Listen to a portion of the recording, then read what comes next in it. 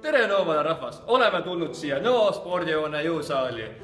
Ja meie eesmärk täna on treenida jõuluvana, sest jõuluvana on ülekaaluline ja tema elukutse ei saa seda lubada, sest jõuluvana peab olema tugev, et tassida kingitusi.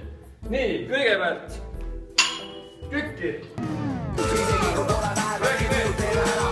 Ja kui kuidagi ei suju teeme ära, ega ulu kui tuul, kui aja kulu on suur, me teeme ära. Nii et kulunud ja kulu on pluus, isegi kui pole vähematki tuju teeme ära.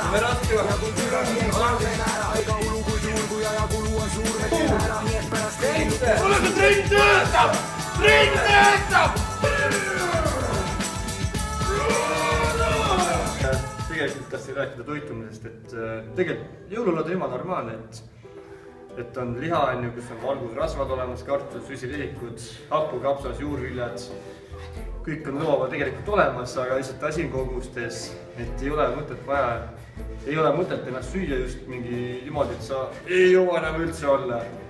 Vaid ikka mõnusalt, et täiskogu tunne saab umbes 15 minutit pärast söömist alles, et sellega tuleks arvestada ikkagi.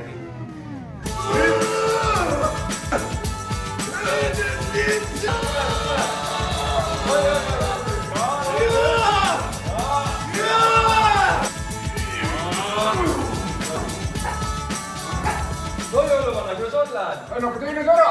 On palju kergem, energilisem. No jaa! Muidugi, parim trennijook on alati vesi.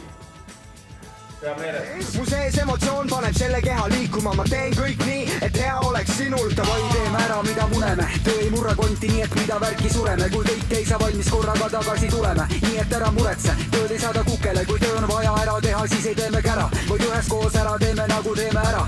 Nii et plats puhas on ja põrandad on pestud, et pärast saaks öelda nagu Savisaar tehtud.